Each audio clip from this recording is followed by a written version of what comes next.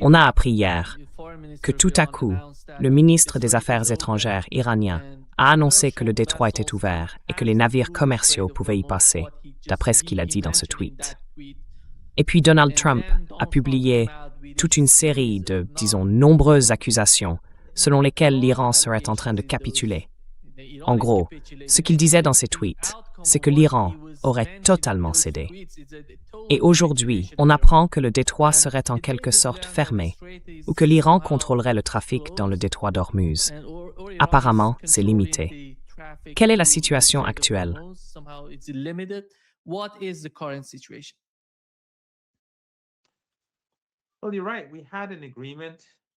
Oui, vous avez raison. Hier, nous avions conclu un accord avec les Américains, un cessez-le-feu global. C'était quoi, il y a 10-11 jours? Quelque chose comme ça? Et puis Netanyahou, souvenez-vous, a lancé ces bombardements massifs sur les villes, massacrant des centaines de personnes, même dans des quartiers qui ne soutiennent pas la résistance. Il a tout simplement procédé à un massacre de masse.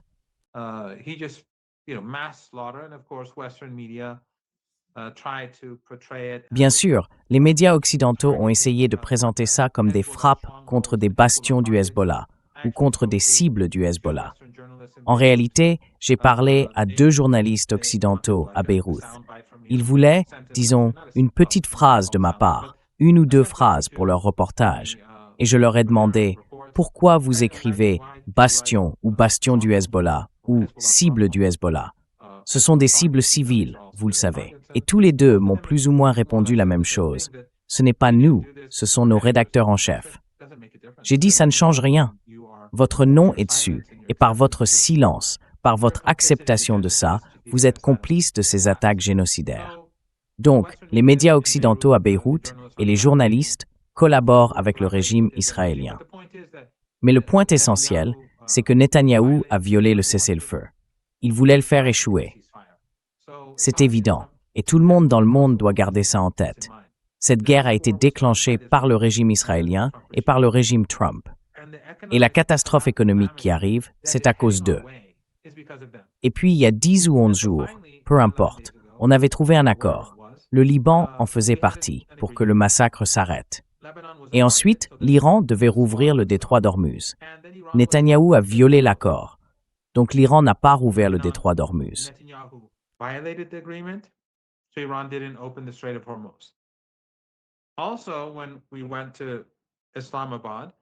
Et puis, quand nous sommes allés à Islamabad, il était évident que Vance n'avait pas le pouvoir de négocier, parce qu'il passait son temps à passer des coups de fil. Les Iraniens, eux, avaient bien l'autorité pour négocier.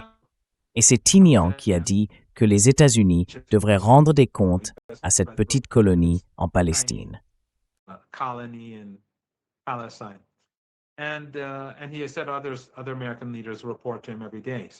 Et il a dit que d'autres dirigeants américains lui rendent compte chaque jour. Donc on pourrait penser que ce serait un scandale. Il n'avait pas l'autorité. Et au final, les États-Unis n'ont fait aucun vrai progrès avec l'Iran à la table des négociations, parce que les Israéliens, encore une fois, ne le voulaient pas. La crise qui continue, la crise énergétique qui s'aggrave depuis 10 ou 11 jours, c'est encore à cause de Netanyahou, c'est encore à cause des sionistes. On aurait pu alléger la crise économique en rouvrant le détroit d'Ormuz, mais il a violé l'accord et il a empêché les discussions à Islamabad d'avancer. Ensuite, l'Iran, après le cessez-le-feu, a continué à faire pression sur les Américains et a maintenu le détroit d'Ormuz fermé pour les pousser à mettre fin à ce bain de sang au Liban.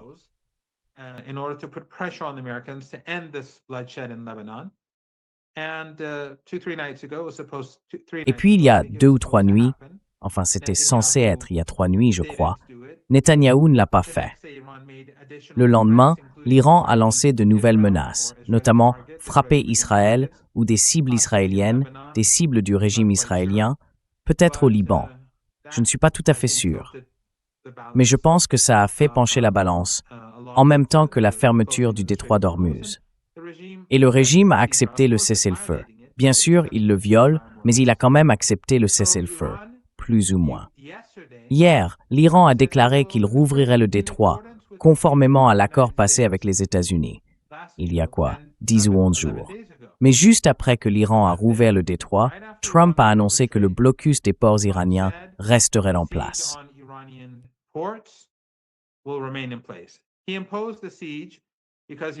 Il a imposé le blocus parce que l'Iran, après avoir violé son cessez-le-feu au Liban, a maintenu le détroit fermé. Et donc, il a imposé un blocus. Autrement dit, à cause du Liban, les États-Unis ont mis l'Iran sous blocus.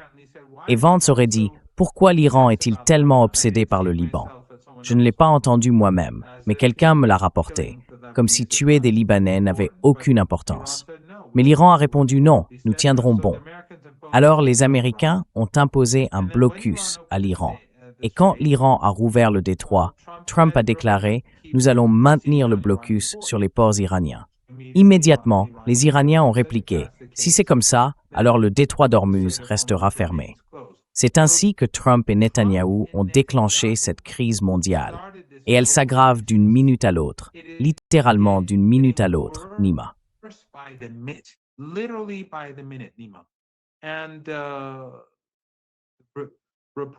Et d'après les rapports, d'ici 1 à 2 semaines, les experts parlent d'1 à 2 semaines, la situation va devenir très grave. Et d'ici 3 à 4 semaines, l'économie mondiale risque de s'effondrer complètement. Voilà où nous en sommes aujourd'hui, à cause de ces monstres. Les Iraniens, eux, disent que si les Américains décident maintenant de lever le blocus sur les ports iraniens, ce qui veut dire, en réalité, qu'ils empêchent l'entrée de nourriture et de médicaments, eh bien, si ce blocus est levé, le détroit d'Ormuz sera rouvert. Donc, tout dépend des Américains. Est-ce qu'il y aura plus de carburant, plus d'hélium, plus de pétrole, plus d'engrais sur le marché mondial? Parce qu'en ce moment, un très grand nombre de navires attendent dans le golfe Persique le feu vert pour pouvoir repartir.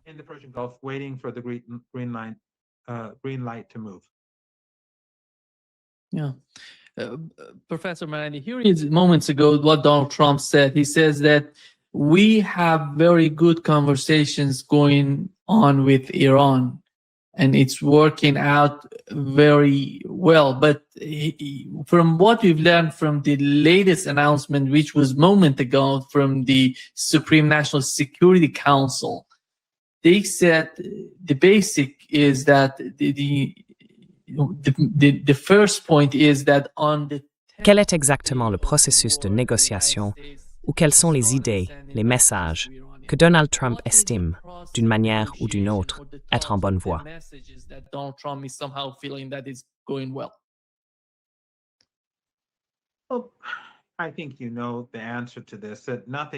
Je pense que tu connais déjà la réponse à ça. On ne peut jamais vraiment prendre au sérieux ce que dit Trump, ou même pas du tout. Mais j'ai quand même une impression, et je peux me tromper, je l'ai d'ailleurs dit hier dans plusieurs endroits, et je l'ai aussi tweeté, que peut-être Trump prétend que l'Iran a fait toutes sortes de concessions, qu'il ne financera plus le Hamas ni le Hezbollah, qu'il va, je ne sais pas, abandonner son programme nucléaire.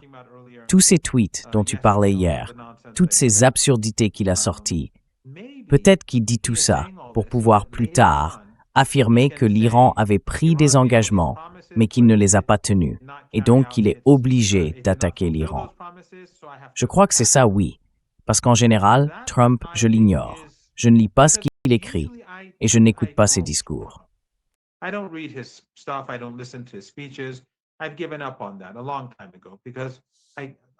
J'ai laissé tomber ça depuis longtemps, parce que je n'en ai rien appris.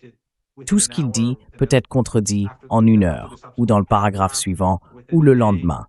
Il se contredit sans arrêt, il change d'avis, il ment beaucoup.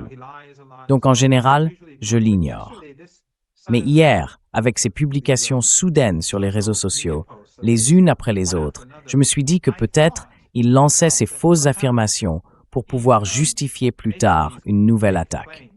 Du genre, eh bien, l'Iran avait accepté tout ça, mais ils ne l'ont pas fait, donc ils mentaient, et maintenant, je dois les bombarder.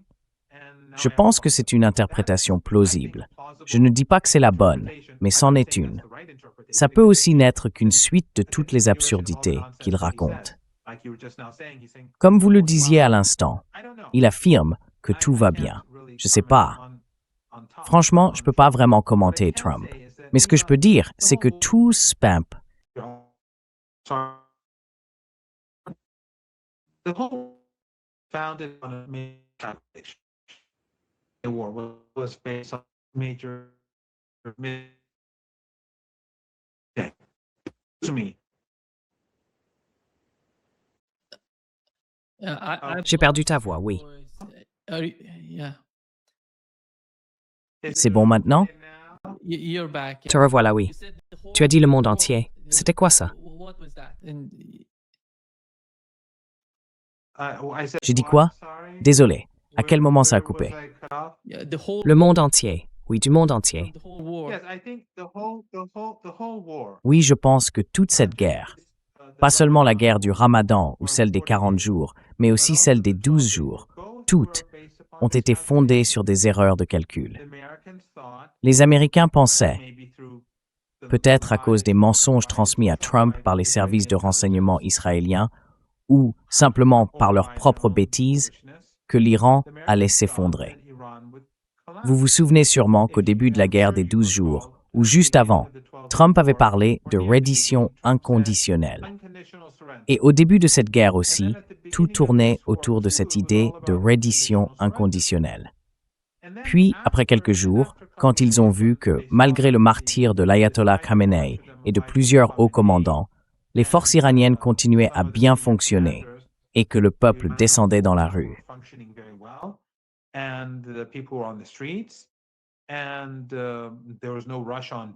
Et il n'y a pas eu de ruée vers les banques, ni vers les supermarchés, ni vers les stations-service. Rien de tout ça. Pendant quelques jours, ils répétaient qu'il ne restait plus de missiles à l'Iran, qu'ils avaient détruit toutes ces bases de missiles et de drones. Puis ils ont fini par comprendre que cette propagande ne fonctionnait pas.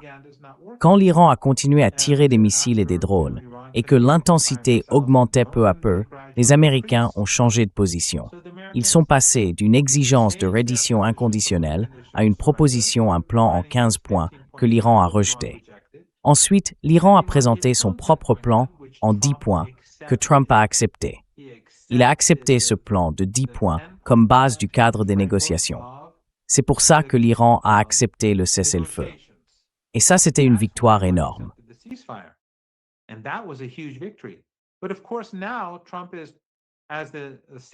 Mais bien sûr, maintenant Trump, comme l'a indiqué aujourd'hui le communiqué du Conseil suprême de sécurité nationale iranien, essaye de ne pas présenter les choses ainsi. Il cherche à imposer d'autres conditions qui n'ont rien à voir avec le plan en 10 points. Mais enfin, ce que je veux dire, c'est qu'au début de la guerre, les Américains parlaient de reddition sans condition. Et au bout de 10 jours, ils ont compris que nous n'allions pas perdre cette guerre. Même s'ils ont commis davantage d'atrocités et qu'ils ont commencé à viser les infrastructures essentielles, ils ont échoué. Et donc au final, ils ont dû s'arrêter. Et maintenant, on en est là. Mais je pense qu'on se dirige à nouveau vers une guerre. Enfin, je n'en suis pas certain.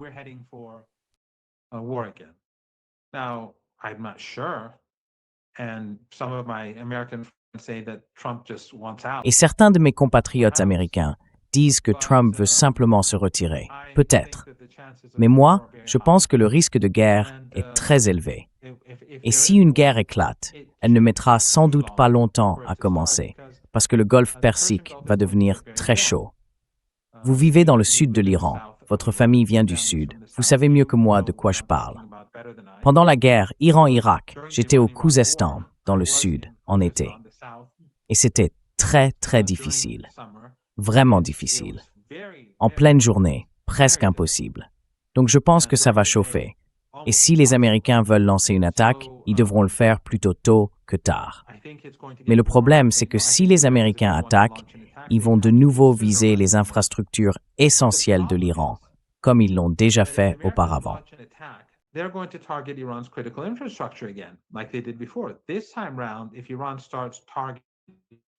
Cette fois, si l'Iran commence à viser, disons, l'électricité dans ces régimes du golfe Persique, ce sera dramatique.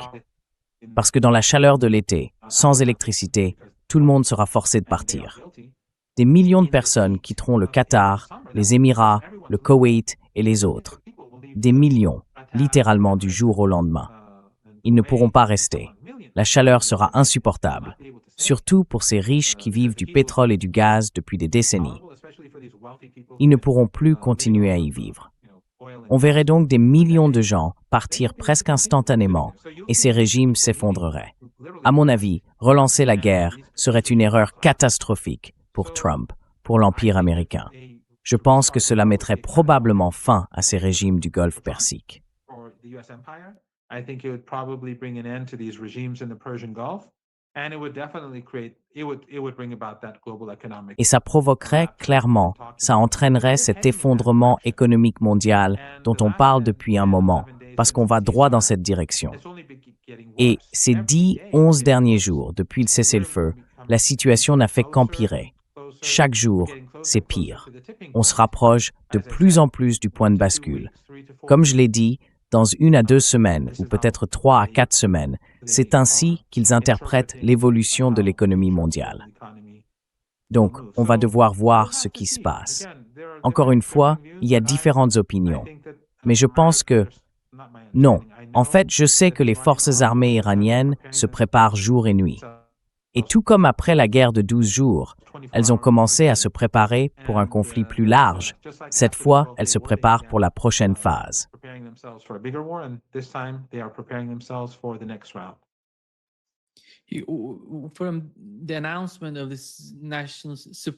D'après l'annonce du Conseil de sécurité nationale, l'un des points évoqués dans les discussions indique que de nouvelles propositions ont été formulées par les Américains que la République islamique d'Iran est en train d'examiner et auxquelles elle n'a pas encore répondu. Professeur Marandi, pour commencer, vous savez, avant même de parler avec la partie américaine, il faut comprendre s'ils sont vraiment prêts à dialoguer ou s'ils veulent simplement continuer dans cette sorte de, disons, non-dialogue, parce qu'on ne perçoit pas, de leur côté, une réelle compréhension des causes profondes de ce qui se passe. Ils veulent aborder les choses de manière superficielle. Ils cherchent à résoudre le problème visible, celui qui est en surface, sans aller plus loin, sans s'attaquer aux causes profondes du conflit. Voyez-vous, de la part des Américains, une quelconque volonté d'aller dans cette direction?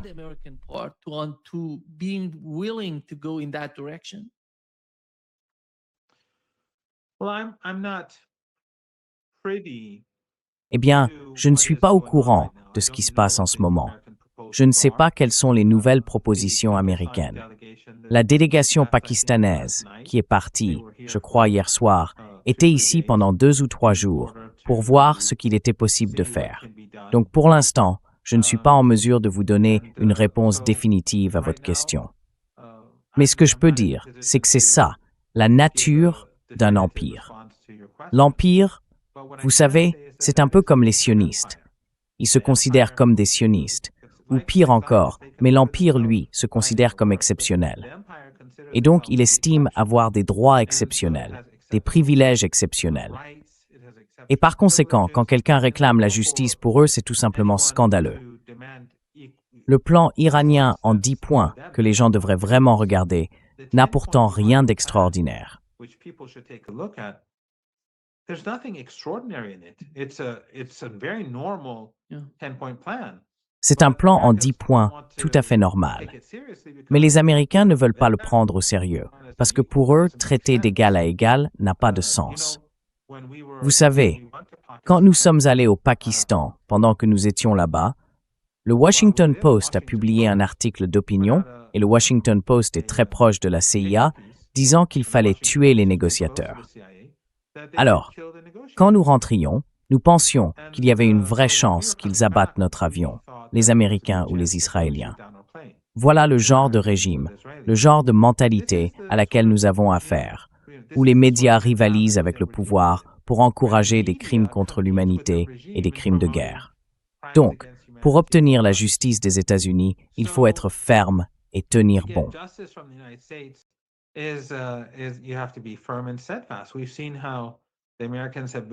On a vu comment les Américains ont fait pression sur des pays partout dans le monde à propos des tarifs douaniers. Et le seul pays qui a vraiment tenu tête aux États-Unis, c'est la Chine, grâce à sa puissance et à sa force. Donc je ne suis pas très optimiste. Mais Nima, pour revenir à la guerre, je pense que les Américains se préparent clairement à une nouvelle phase de conflit. Je ne dis pas que ça va forcément arriver, mais je pense que c'est une possibilité sérieuse. Les Américains et les Israéliens se préparent.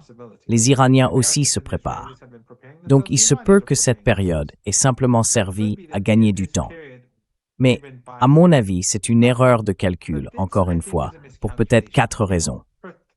La première, c'est que l'Iran aussi se prépare. Iran is also preparing itself. It's not as if the Iranian armed forces and the government are on vacation. Ce n'est pas comme si les forces armées iraniennes et le gouvernement étaient en vacances. Ils se préparent rapidement pour la prochaine phase. Le deuxième point, c'est que cette période de cessez-le-feu, à cause de leurs propres actions, parce qu'ils n'ont pas appliqué le cessez-le-feu au Liban et qu'ils imposent maintenant un blocus sur les ports iraniens, a conduit à ce que le détroit d'Ormuz reste plus ou moins fermé. Du coup, la crise économique mondiale s'aggrave. Et maintenant, c'est encore pire, parce que même les navires iraniens ne passent plus. J'ai entendu différentes versions sur le nombre de navires iraniens qui arrivent à passer ou non. Je ne sais pas exactement ce qui se passe, si certains navires passent ou pas. J'ai entendu plusieurs histoires, mais je ne sais pas laquelle est vraie. Stories. I don't know what's true. I'll try to figure that out later on. But in any case, it is. Je verrai ça plus tard. Mais en tout cas, la situation empire. Le rythme, le mouvement vers la catastrophe économique mondiale, tout ça s'accélère. Donc ce temps qu'on essaie de gagner pousse le monde, et bien sûr les États-Unis, vers une crise majeure. Et puis, il y a un autre point, le troisième. C'est que, comme je l'ai dit tout à l'heure, on arrive vers la saison chaude. Il va faire très chaud dans le sud d'ici un mois, et ensuite, ce sera tout simplement intenable. Donc même si les Américains, et je pense que les Iraniens, leur laisseront sans doute prendre un peu de territoire, ils devront les affronter dans les contre-attaques.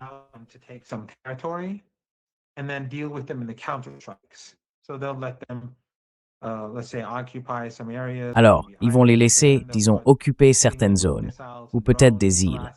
Et ensuite, ils vont commencer à les frapper avec des missiles et des drones, à les harceler jour et nuit, à leur infliger des pertes.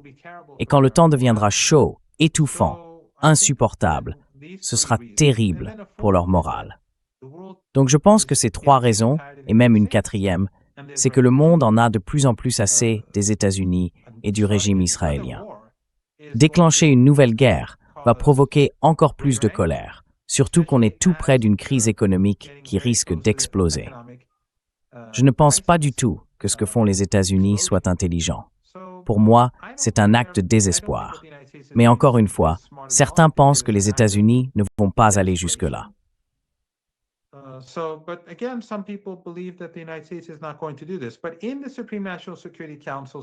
Mais, dans le communiqué du Conseil suprême de sécurité nationale, celui dont vous parliez et qui vient tout juste de sortir avant l'émission, il est aussi indiqué que l'Iran va prélever des droits sur les navires et qu'il restera maître du détroit d'Ormuz. À mon avis, c'est un tournant majeur. C'est là que les États-Unis, dans cette guerre, ainsi que le régime sioniste, ont commis une erreur catastrophique. Parce qu'à l'origine, l'Iran n'avait aucune ambition de prendre le contrôle du détroit d'Ormuz. On le sait bien. Tout fonctionnait normalement, même pendant les sanctions. Mais maintenant, dans ces conditions, les Iraniens ont décidé de s'emparer du détroit et ils n'ont pas l'intention de le rendre. Et ça change durablement l'équilibre des forces dans la région et dans le monde.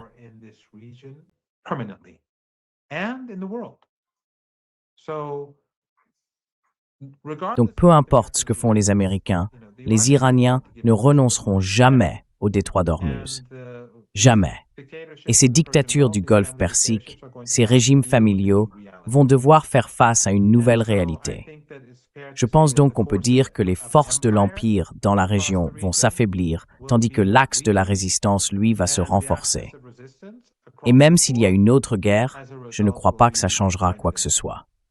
ce sera probablement encore pire pour les États-Unis, parce que quand ils seront vaincus, et je suis sûr que si et quand ils déclenchent la guerre, ils le seront, les médias occidentaux, même ceux qui s'opposent à Trump, parleront de leur victoire, de la prise des îles et de la bravoure des soldats américains.